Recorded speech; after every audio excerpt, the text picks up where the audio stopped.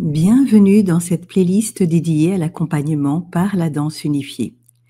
À l'occasion de la Journée internationale de la danse, plusieurs praticiens et thérapeutes de la méthode unifiée APESRA se sont mobilisés autour du programme Vivre mieux pour offrir des sessions de danse unifiée auprès de publics variés.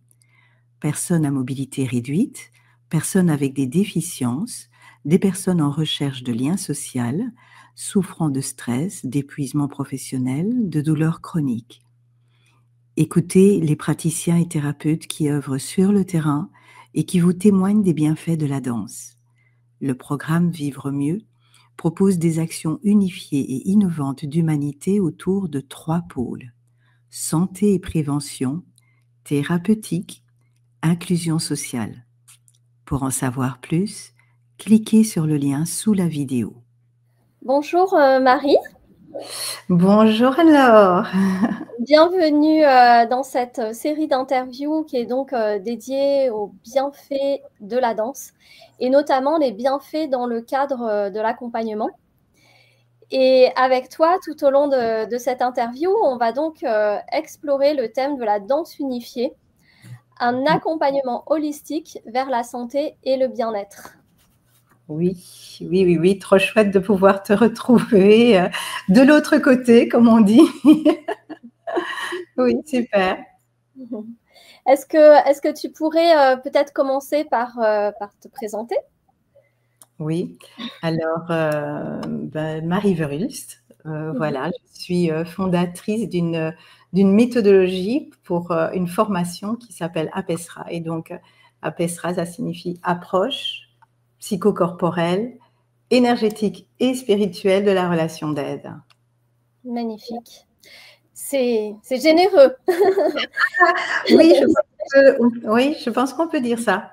Oui, tout à fait. Et raconte-nous un petit peu finalement quel a été ton parcours pour en Oui. arriver à créer une telle approche où on trouve tous ces aspects de l'accompagnement, aussi bien du corporel que l'aspect psychologique, que l'aspect aussi spirituel. Oui, absolument, absolument. Alors, écoute, mon approche, vraiment égoïstement au départ, c'était une recherche personnelle avant tout. Oui, parce que c'était, je dirais qu'aujourd'hui, je pourrais mettre ces mots-là. Hein. Je ne pense pas qu'à l'époque, c'est comme ça que je me définissais. Mais comme de plus en plus souvent, on me demande de me présenter et que, voilà, on se rend compte de la richesse qu'il y a derrière tout ce qui est proposé. Du coup, effectivement, on me pose la question de mon parcours. Et c'est depuis lors que je me dis, mais finalement, c'est vrai que peut-être que je pourrais me définir comme une chercheuse, quoi, une personne qui est en quête personnelle. Et c'est cette recherche personnelle, cette façon de m'être interrogée à un moment donné sur,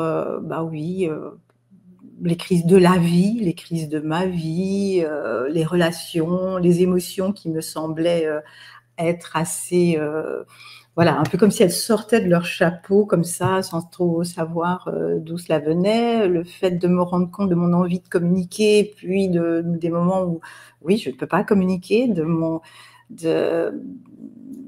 où effectivement il y a du mal à poser des limites, de réaliser quand même un certain niveau de stress qui est quasi permanent ou d'angoisse quasi permanent. Tout ça, en fait, me mène sur un chemin d'introspection, un chemin de recherche, un chemin de... Voilà, il y a une quête de sens, en tout cas, qui est là. Et donc, dans cette quête de sens, oui, je rencontre plusieurs méthodes, plusieurs outils, et en même temps, j'ai envie d'aller plus loin. Et je me rends très vite compte que ce que je vis seulement dans des stages ou des ateliers ou des séances individuelles, c'est un peu comme si on me liste tout ça, mais moi, j'ai envie d'en savoir plus, et puis je sais pas, j'ai pas l'info de plus. Donc, je me dis, je vais faire une formation. Comme ça, ces mêmes outils, en même temps, et je les apprends pour moi, et en même temps, c'est un travail voilà, un travail, oui, on peut appeler ça travail, mais j'aime pas trop ce mot-là, mais j'en connais pas d'autres. Ça répond en tout cas à ma quête de sens, à mon introspection personnelle. Donc, j'avais pas envie d'études qui soient, par exemple, ou de formations qui soient purement théoriques. Je recherchais vraiment la partie qui me permette de pouvoir sonder mon intérieur, de m'y confronter, de l'accueillir, et juste la partie théorique ne suffisait pas. Et donc, évidemment, en faisant ce travail, du coup, je commence à comprendre un peu mieux ce que signifie la sidération, la dissociation. Je découvre mon histoire familiale autrement, mon histoire, oui, ancestrale aussi.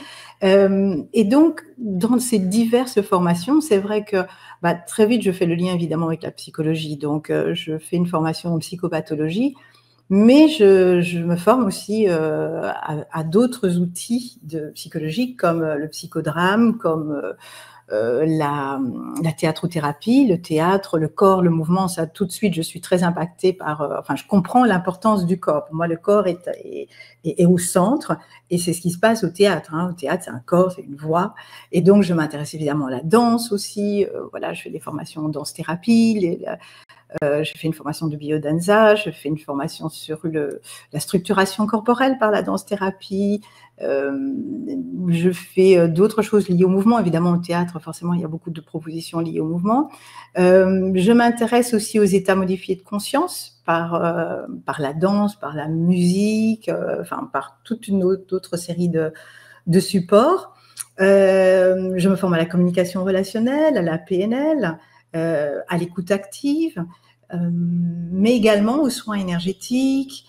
J'ai aussi une ouverture, mais ça c'est depuis l'enfance, à la spiritualité, à cette sensation que nous sommes une nature vibratoire, connectée à quelque chose de bien plus grand qu'en tant qu'humain, nous ne sommes pas juste un corps, que nous avons quelque chose qui nous réunifie au-delà de la tradition, de la religion, de la race, de tout ce qu'on a bien compris avec notre mental. Il y a autre chose qui nous réunifie, et que cette autre chose, eh bien, il y a de l'émerveillement de découvrir ça, il y a de la beauté, il y a de l'amour. Donc, lorsque je me rends compte bien plus tard qu'on commence à parler de corps, âme, esprit, eh bien oui, là, je peux comprendre que ça a toujours été ma quête depuis le départ, et qu'il y avait une sorte comme je sais pas, un savoir cellulaire que les choses étaient comme ça. Donc aujourd'hui, lorsque j'entends que ce soit en physique quantique, dans certaines sciences, dans les neurosciences, qu'on commence à mettre des mots là-dessus, qu'on commence à les expliquer avec ces termes scientifiques, eh bien, oui, ça vient confirmer, et ça donne tellement sens à tout ce chemin-là.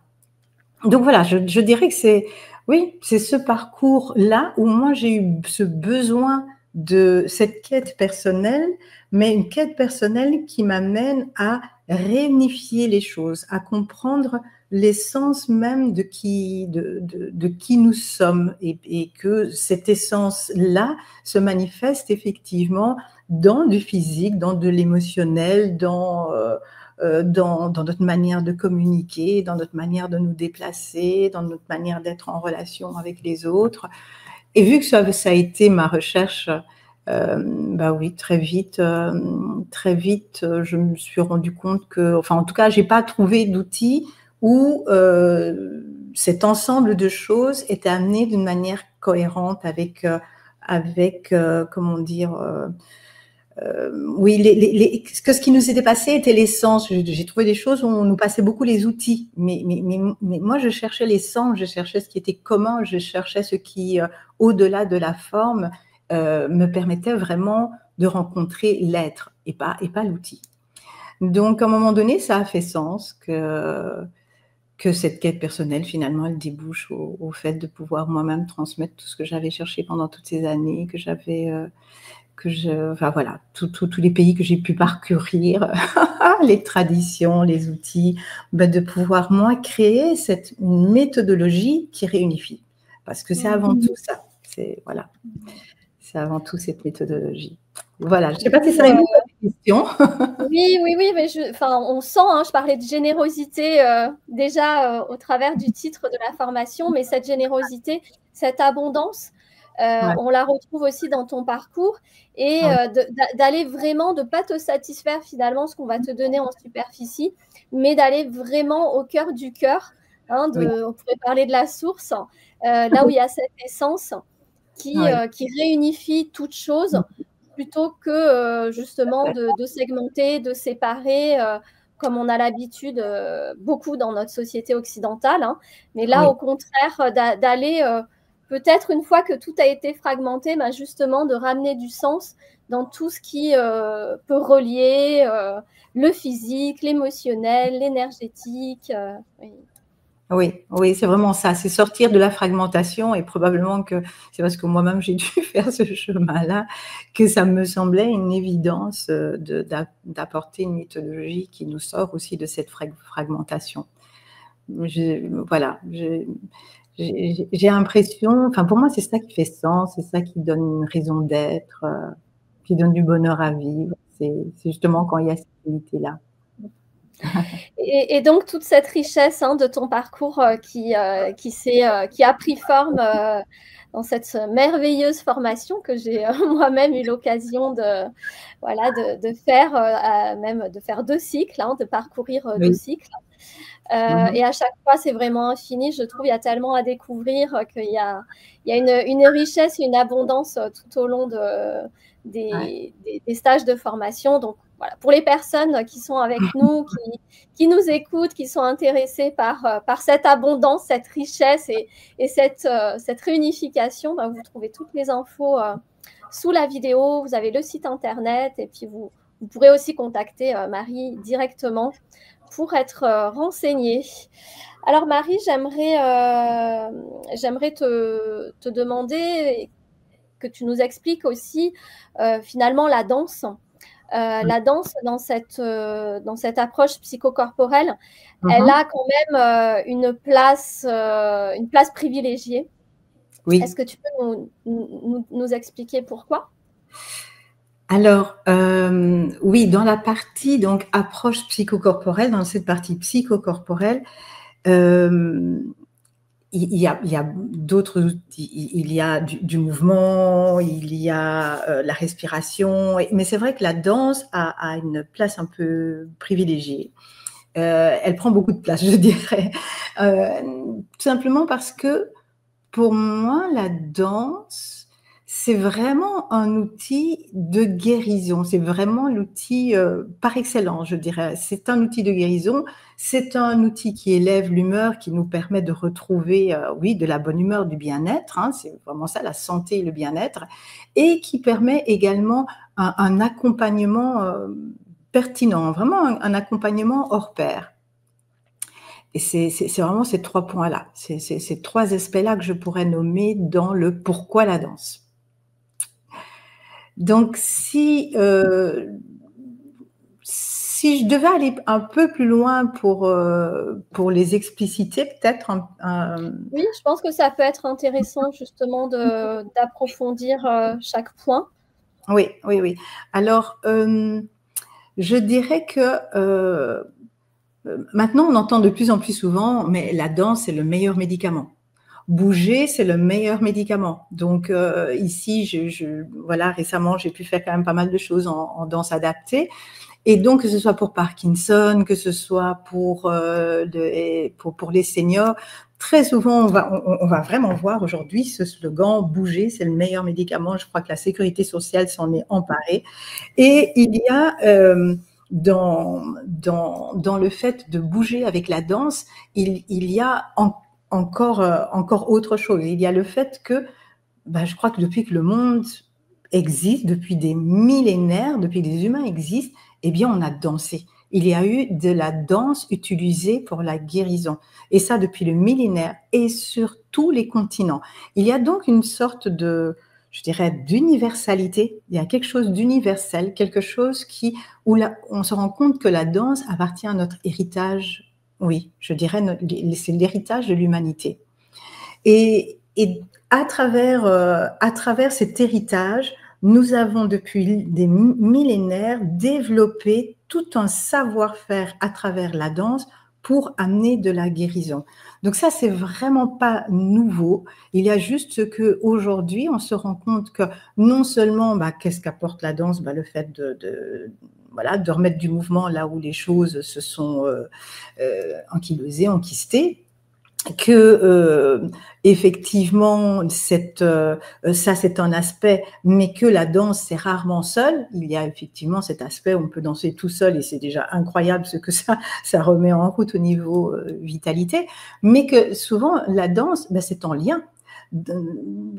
Dans toutes les traditions où on a dansé, les millénaires où on a utilisé la danse comme outil de guérison par les guérisseurs, par les docteurs, par les chamans, peu importe comment on les appelle, eh bien, ça a toujours été affaire de communauté. On était ensemble quand on dansait. Et donc, on ne devenait pas malade seul, on devenait malade dans un groupe social. Et c'est grâce au groupe social, en fait, qu'on pouvait aussi se reconstruire et guérir. Ce qui veut dire que la danse a un aspect de connexion sociale, lien social, retrouver l'instinct grégaire par lequel je suis bien parce que j'appartiens à un groupe social, que mon identité se construit à travers un groupe social. Recréer les liens affectifs. Tout ça, c'est vraiment apporté par la danse. On peut pas. Ça fait partie des qualités de la danse, quoi. Je veux dire, on peut pas passer à côté. Automatiquement, ça va recréer ce lien. Et à partir du moment où ça recrée le lien, eh bien, on va retrouver je dirais, ce qui fait notre humanité. Hein. On est humain parce qu'on peut être en lien. Et aujourd'hui, si je parle au niveau psychopathologique, on va plutôt dire que toutes les pathologies sont des pathologies du lien. C'est ce qu'on nous apprend en psychopathologie. Donc, avoir un outil comme la danse qui réhabilite le lien, c'est une évidence que c'est un outil de guérison numéro 1, quoi. C'est pas comme faire, je sais pas moi, du mouvement tout seul sur mon tapis dans une salle avec plein de personnes avec qui je suis pas en contact, ou bien toute seule à la maison. Ça va réhabiliter les choses, mais le lien, c'est vraiment la danse qui apporte ça. Alors, évidemment, dans les méthodes, après, lorsqu'on a développé ça comme outil plus, comment dirais-je, thérapeutique, alors là, il y a toute une série comment dirais-je, de caractéristiques qu'on essaye d'apporter dans toutes les danses d'Apesra, ce qu'on appelle ce côté accordage, toutes les propositions d'accordage rythmique, d'accordage sensoriel, mélodique, tout le langage, la modulation tonique ou le langage tonico-émotionnel. Bon, d'autres parleront plutôt d'empathie corporelle, mais tout ça, c'est vraiment la danse qui va permettre ce contact et ce lien dans lequel, effectivement, il va y avoir ce langage tonico-émotionnel. Donc ça, c'est, je dirais, pour la partie outils de guérison. Lorsque je vois la danse comme un outil qui permet également d'avoir comme bienfait de nous ramener, d'élever notre humeur, de nous apporter du bonheur, du plaisir, mais c'est tout simplement parce que dès que l'on bouge sur des musiques, là aussi, les neurosciences ont beaucoup apporté en termes de connaissances, hein, donc ça se faisait depuis des millénaires, mais les sciences sont venues expliquer, tiens, mais pourquoi quand on danse, on se sent mieux? Eh bien, ils ont pu voir qu'il y a toute une série de substances chimiques, hein, biochimiques, des neurotransmetteurs, qui vont être libérés dans le corps grâce à ce corps qui est mis en mouvement, impulsé par la musique, qui vient mettre en mouvement nos émotions, c'est-à-dire que là où les choses étaient enquistées, eh bien, elles sont remises en mouvement, et que toutes ces substances, ces neurotransmetteurs, lesquels sont-ils? La sérotonine, c'est-à-dire celle qu'on appelle aussi parfois l'hormone du bonheur, mais aussi la dopamine, hein, c'est le neurotransmetteur du plaisir. Et de ce plaisir, de cette joie de vivre dans cette corporalité qui bouge, et puis l'ocytocine qui est l'hormone d'attachement. On parlait de pathologie du lien. Et bien dans la pathologie du lien, il y a toute une série d'hormones de stress, de cortisol qui restait extrêmement élevé au moment d'un stress ou d'un traumatisme. Et la danse va pouvoir permettre et cortisol qui va bloquer les effets de ces autres hormones. Donc, la danse va permettre de ces autres neurotransmetteurs, je veux dire, enfin c'est un peu la même chose, mais la danse va permettre de remettre en mouvement toute une série, effectivement, de substances biochimiques qui sont liées à notre humeur, vraiment, la psychologie au départ d'ailleurs était très souvent un traitement hormonal pour pouvoir influencer sur l'humeur en fait. Et tout ça, ça va se faire naturellement avec la danse et sans effet secondaire. Seul effet secondaire, c'est qu'on a envie de remettre la musique pour danser. et donc voilà, ça va réveiller notre vitalité, ça va nous donner une raison de se lever le matin, on aura envie de siffloter une musique, on aura envie de danser, on aura envie d'aller au cours pour rencontrer des personnes, et du coup dans notre vie de tous les jours, oui, ce sera beaucoup plus simple d'être en lien avec les autres. Donc, oui, voilà, beaucoup de plaisir à vivre sans faire, hein, sans être dans du faire, et naturellement, oui. Spontanément, voilà. Tout se remet en mouvement, toutes les hormones du bonheur, du plaisir, elles remontent. Hein. Le stress, lui, il descend, le cortisol, il descend. Tout à fait. Et c'est vrai que c'est ce côté, comme tu dis, naturel et spontané. Or, lorsque les choses sont un peu cristallisées à l'intérieur, il n'y a plus de naturel, il n'y a plus de spontané. Tout part là que dans un mental qui, lui, triture de plus en plus. On commence à rechercher de plus en plus une solution à l'endroit où la solution ne se trouve pas. Alors que là, en dansant, on remet de la mobilité, de la flexibilité, on sort de tous ces endroits cristallisés et on redonne tous les droits à la vie, en fait. Tous les droits, ces outils de guérison qui sont utilisés depuis des millénaires. C'est magique, simple, accessible. Que demander de plus? C'est tout à fait ça. Alors, c'est vrai que je vois aussi la danse comme vraiment cet outil d'accompagnement, oui, je dirais presque un outil d'accompagnement efficace, pertinent. Pourquoi? Parce que la psyché, elle est dans le corps. Tout ce que nous avons vécu, nous pouvons ne pas nous rappeler pourquoi aujourd'hui les choses ne sont pas aussi satisfaisantes qu'on le voudrait. Eh bien, si je cherche avec la tête, avec le mental, c'est pas dit que je vais tout trouver. C'est pas une question de tout trouver, mais c'est même, je risque de tourner en rond autour de la vraie raison du problème. Je peux aussi être dans une sorte de rumination mentale, mais ce qui est aussi beaucoup plus difficile, en tout cas, je parle pour moi, hein, c'est avoir cette impression que je crois que j'avance, mais en fait que je suis en train de me leurrer moi-même, parce qu'en tout cas, moi, j'avais un mental qui savait me leurrer très facilement. Et en fait, ce qui est extraordinaire avec la danse, c'est que la psyché, elle est au centre du corps. Donc, si on met le corps en mouvement, en fait, on met la psyché en mouvement. On met tout ce qui a été bloqué, on remet du mouvement, on met de la vie, tout ce qu'on vient d'expliquer là. Et avec le corps, c'est Watzlawick qui dit, Paul Watzlawick qui dit on ne peut pas ne pas communiquer. C'est cette phrase-là, on pense que c'est que pour la parole, mais il y a des tas de cas où c'est pas possible de mettre des mots.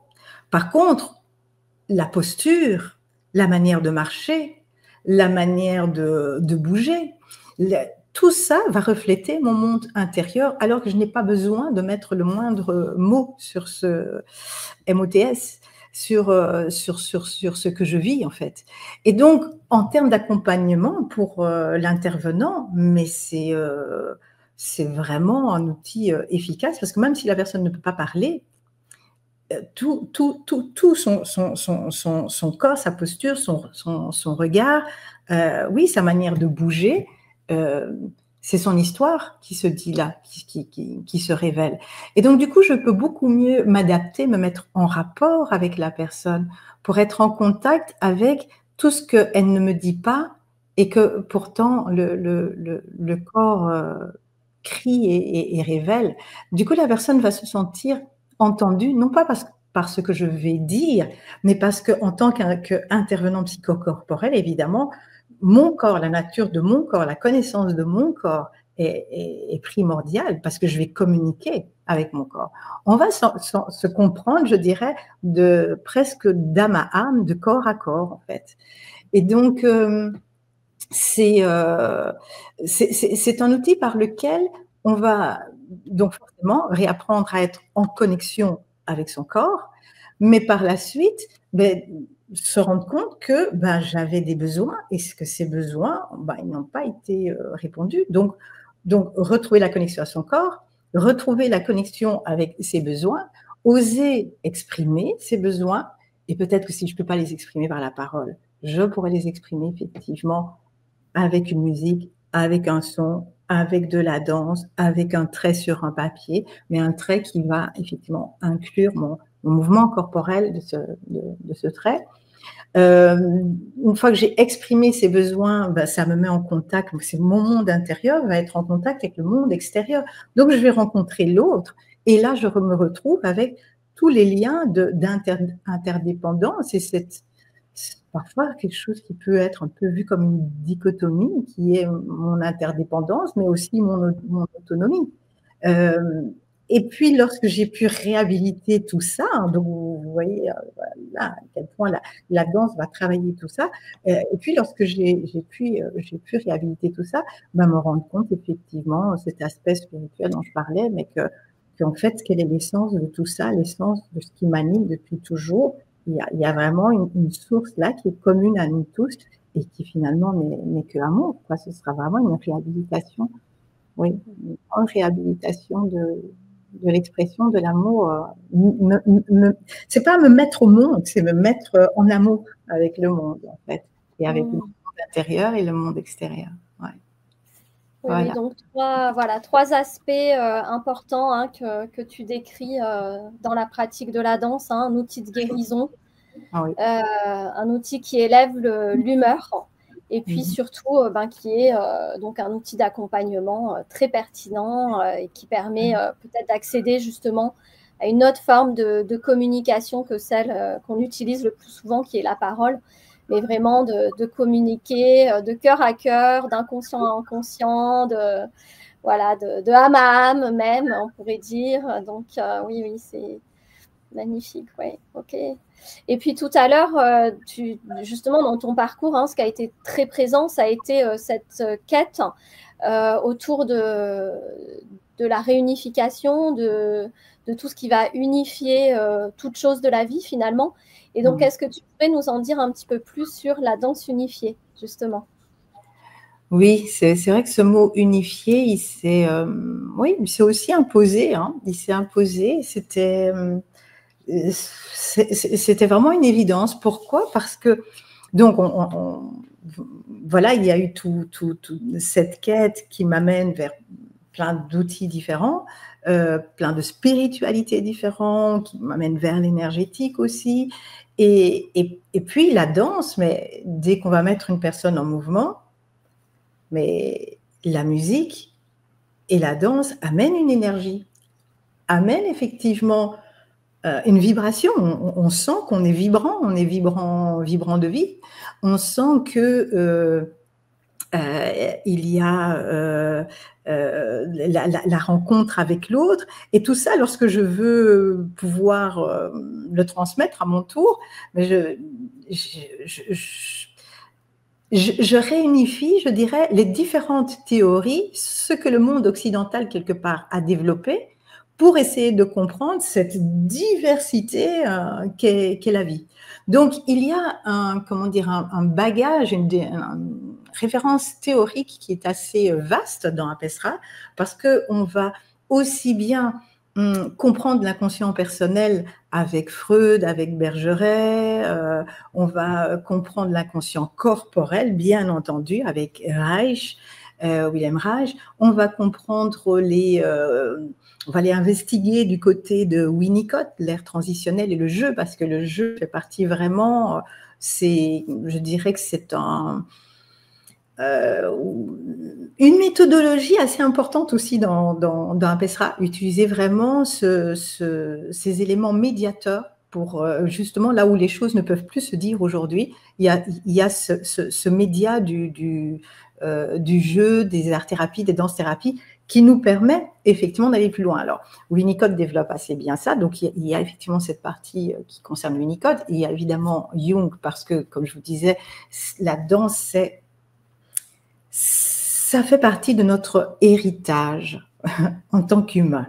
Si on parle d'héritage d'humanité, eh bien, on parle aussi de l'inconscient collectif de l'humanité. Donc, on parle aussi des archétypes. Et donc, on ne pouvait pas passer à côté de Jung lorsqu'on danse, c'est pas possible. C'est comme si tous les archétypes s'invitent et l'énergie des archétypes s'invite. D'où l'importance aussi de la partie énergétique dans la formation. Donc, oui, il y a toute cette référence théorique de Jung. Et puis, il y a aussi Assagioli, Roberto Assagioli, au niveau de la référence plus liée à la thérapie transcendantale, je dirais, la psychosynthèse. Donc, les références théoriques, énergétiques aussi, les traditions spirituelles, c'est vrai que c'est assez vaste. Et ce qui m'intéressait, moi, c'est effectivement de faire le lien entre toutes ces méthodes. Parce que finalement, ce ne sont jamais que des outils, enfin, ce sont des mots, hein. Je veux dire, c'est comme si ce sont des formes pour comprendre l'humain, pour comprendre l'univers, cette quête de sens que je pense on a tous plus ou moins. Eh bien, voilà, je ne sais pas, si je prends Winnicott, il le comprend par cette partie-là de l'existence. Si je prends Jung, il le comprend par cette partie-là de l'existence. Si je prends, et ainsi de suite. Si je prends le chamanisme le comprend par cette partie-là de l'existence. C'est ce filtre-là sur l'existence. Et en fait, moi, ce qui m'intéressait, c'est comment faire pour réunifier, puisque si ce ne sont jamais que des filtres et des formes, il y a bien une essence qui est commune.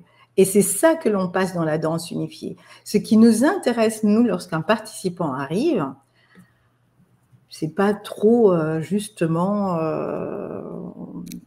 la partie, sa vie personnelle, sa culture, d'où il vient, etc. C'est l'être avant tout. On a devant nous un être, un humain, un être plein d'amour, un être plein de beauté, plein de lumière, si je peux utiliser ce mot-là. Et ce qui nous intéresse, c'est l'être. C'est comment faire pour que cette personne qui se vit peut-être limitée, qui se vit peut-être dévalorisée, puisse rencontrer la puissance illimitée de son être.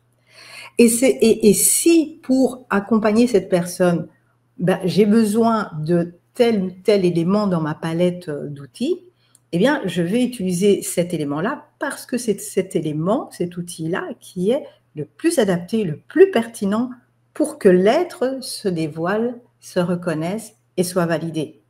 Donc, ce qui m'intéresse, c'est pas l'outil, c'est qu'est-ce qui sera le plus pertinent, qui sera réunifié dans un ensemble, qui sera le cadre que je propose en tant qu'intervenant, et que ce qui compte, c'est le cadre pour arriver à l'essence. Donc, je n'ai pas un participant qui arrive avec tel symptôme, j'ai une essence à révéler.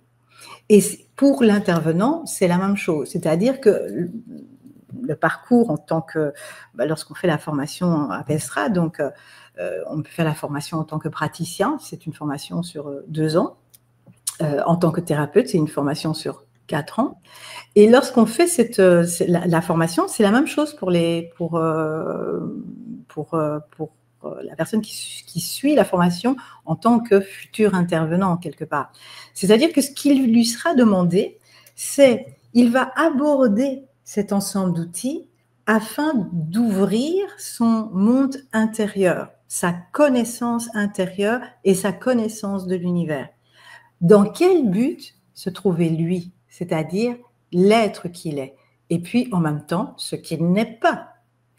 Ce qui va aussi permettre justement dans le cadre, lorsque dans son cadre, il va proposer quelque chose à un participant pour accompagner son être, ça va aussi lui permettre de dire, OK, dans ce cadre-là, voilà ce que je vais apporter, ceci, cela, et voilà ce que je ne vais pas apporter.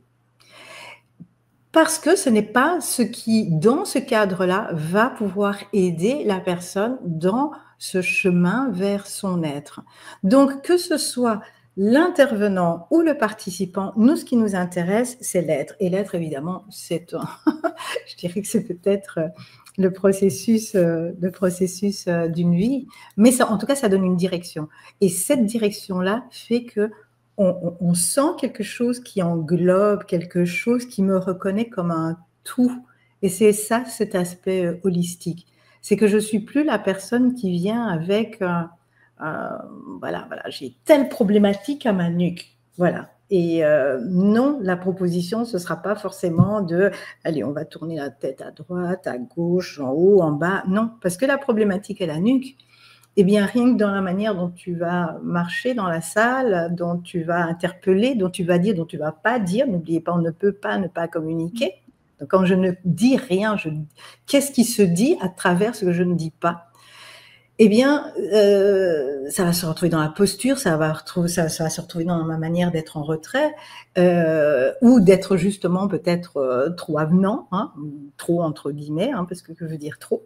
Eh bien, justement, grâce à ça, on va se rendre compte que la problématique à la nuque, eh bien, on va plutôt l'aborder par quelque chose qui, peut-être que le participant, c'est peut-être pas qu'il y a un lien, mais l'intervenant, lui, voit la globalité.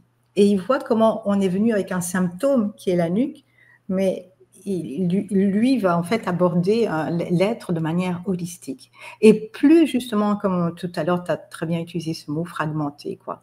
Plus, c'est pas un être fragmenté, c'est un être qu'on veut réunifier. Et la danse que l'on propose est une danse unifiée. Et c'est comme ça qu'on peut faire des stages, comme par exemple au mois de mai, on a un stage qui s'appelle « Et moi dans tout ça », et où dans ce stage, on retrouve de la danse, on retrouve du coaching, on retrouve de la communication relationnelle et vibratoire. Donc, si je devais regarder en termes d'outils, on retrouve tout ça. On retrouve des propositions de mouvement, donc pas la danse, mais du mouvement, donc des propositions sans musique aussi de mouvement.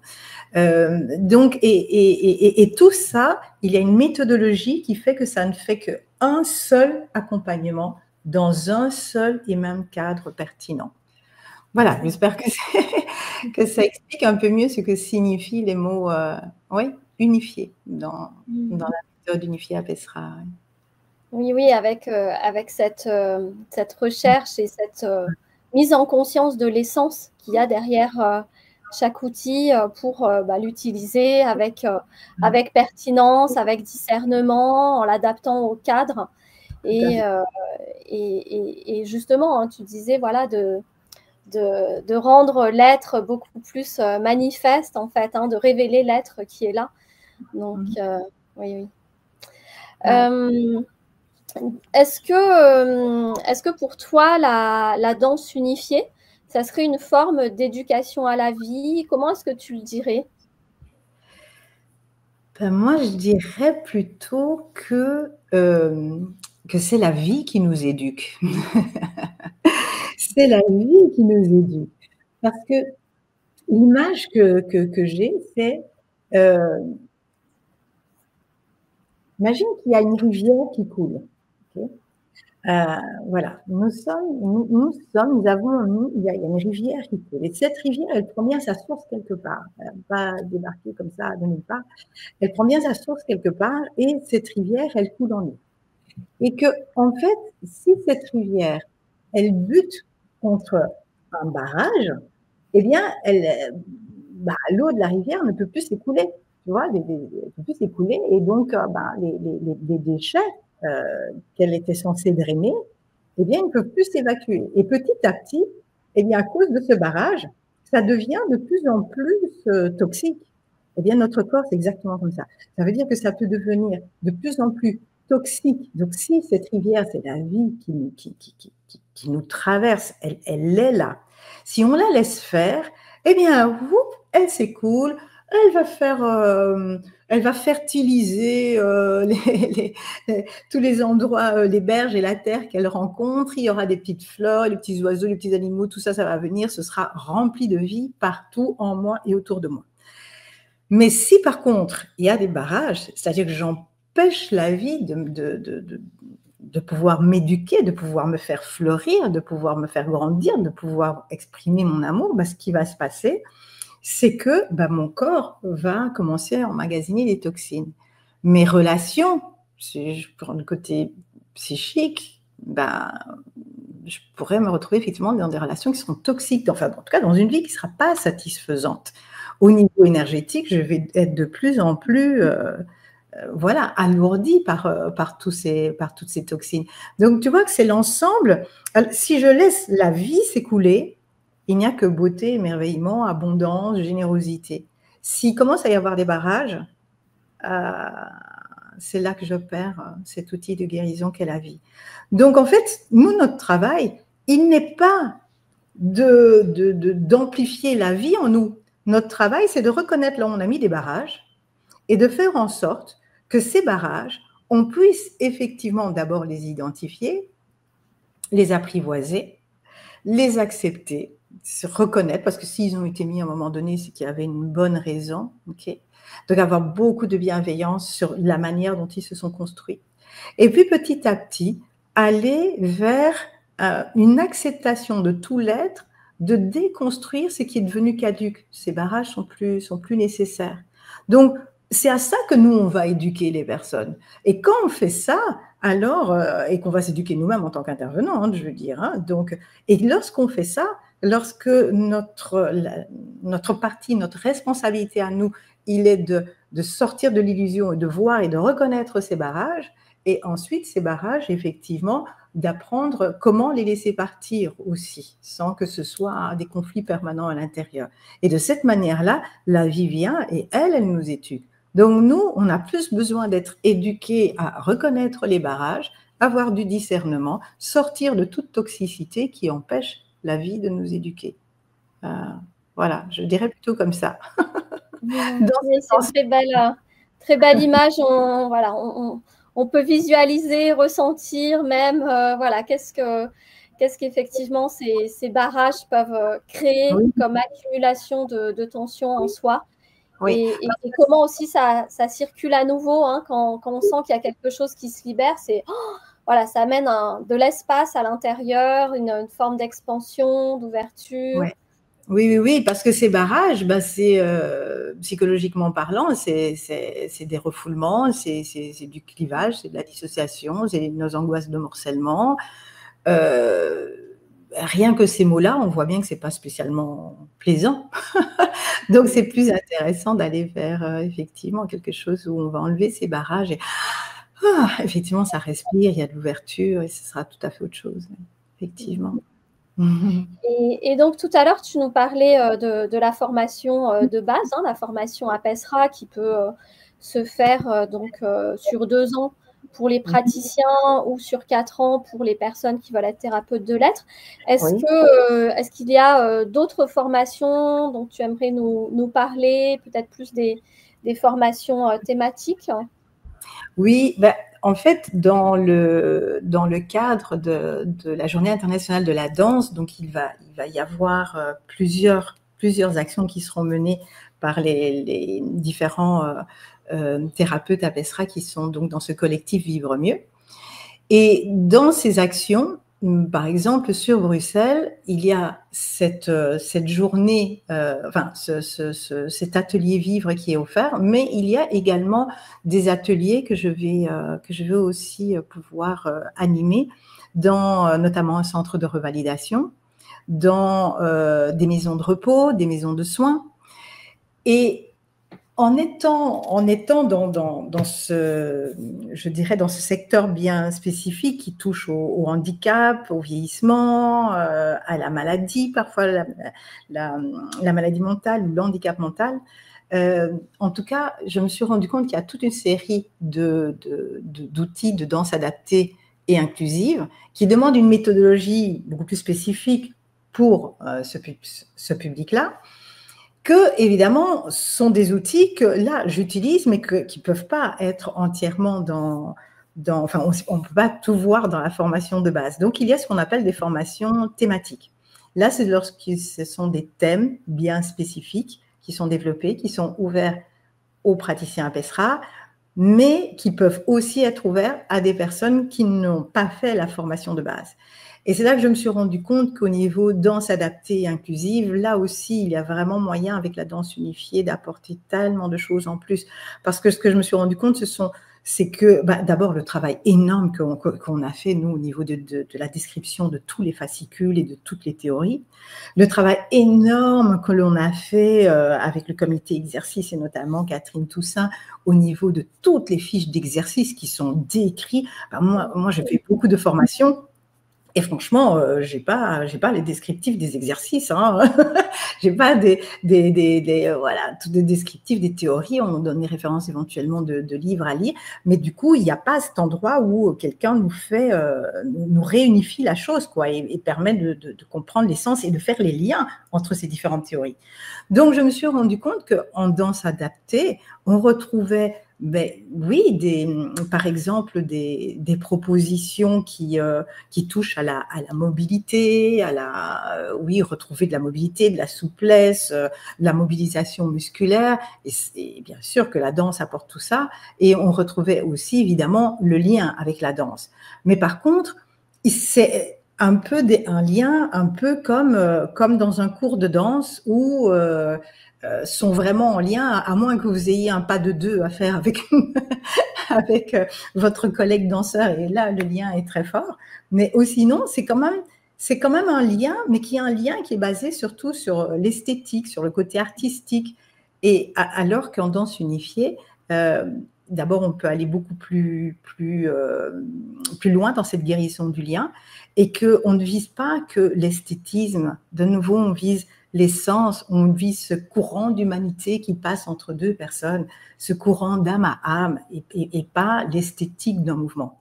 Donc, ou alors, je voyais des propositions qui visent que le lien, que le lien, que le lien, que le lien, et puis finalement, après une heure de cours, les résidents n'avaient pas vraiment travaillé, par exemple, la stabilité, l'équilibre, qui pose quand même beaucoup de questions dans tout ce qui touche au vieillissement, Parkinson, Alzheimer. N'avait pas travaillé, par exemple, pour Alzheimer, tout ce qui touche à la mémoire, par exemple. Il y a des exercices bien spécifiques que là, par contre, la danse, parce que, par exemple, on fait des exercices de chorégraphie, de coordination rythmique beaucoup plus poussés, eh bien, la danse, ce type de danse-là, va toucher à ça. Alors que si on travaille que le lien, la coordination rythmique, on ne travaille pas beaucoup.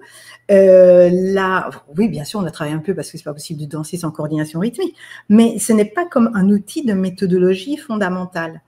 Tout ce qui touche à effectivement la mémoire, développer la mémoire, qui est extrêmement important, aussi bien en revalidation quand il y a eu certains traumatismes. Voilà. Et donc, je me suis dit, mais en fait, en danse unifiée, mais on a tout ça.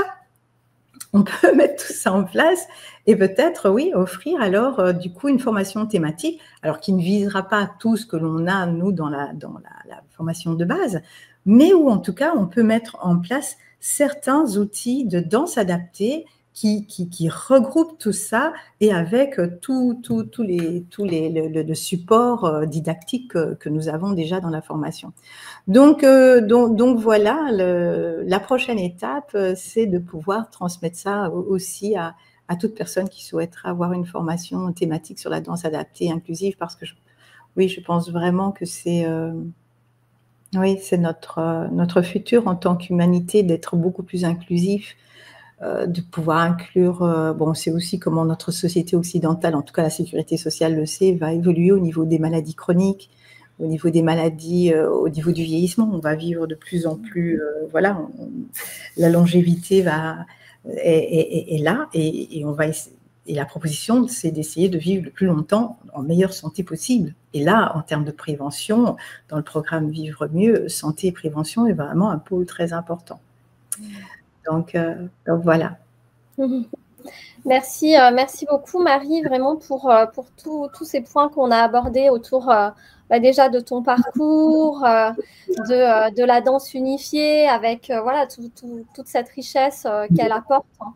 Et puis, ce qu'on peut retrouver au sein des formations, hein, toute cette richesse qui se retrouve dans les diverses formations, et puis comment aussi il y a une évolution vers la danse adaptée et inclusive pour pouvoir accompagner au mieux les personnes en perte de capacité avec des déficiences. Donc, voilà. Et comme tu le disais, hein, qui ne s'adresse pas uniquement aux praticiens ou thérapeutes à PESRA, mais une formation thématique qui sera ouverte, donc on peut imaginer à des psychomotriciens, par exemple, des soignants, des infirmiers.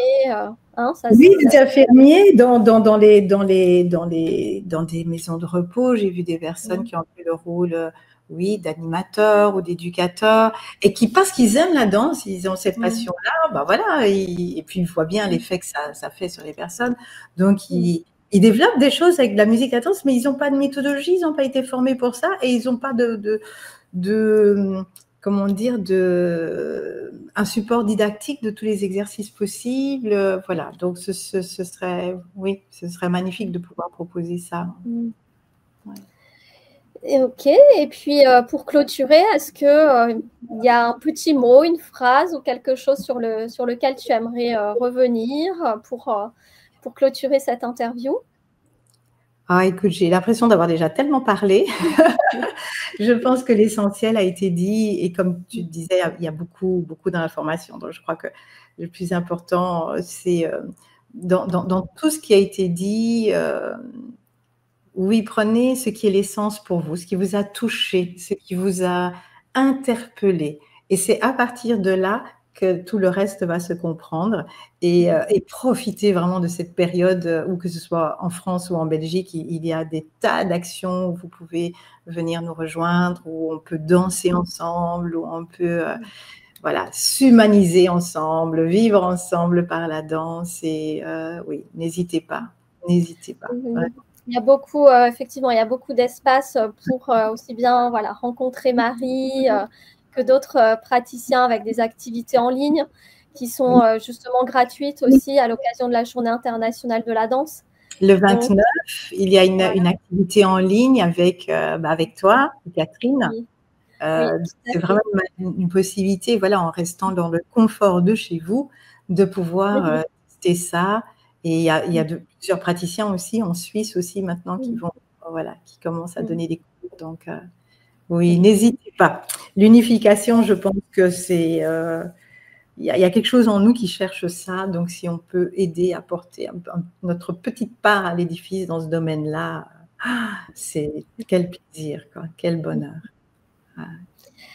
Merci beaucoup, Marie. Merci aux personnes qui nous ont suivis tout au long de l'interview. N'hésitez pas à aller regarder donc sous la vidéo toutes les infos pour aller plus loin.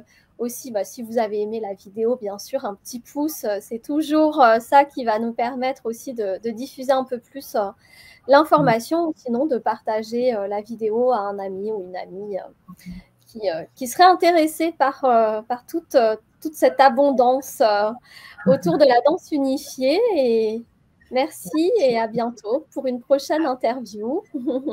Merci beaucoup, franchement, vraiment, de tout cœur. Merci.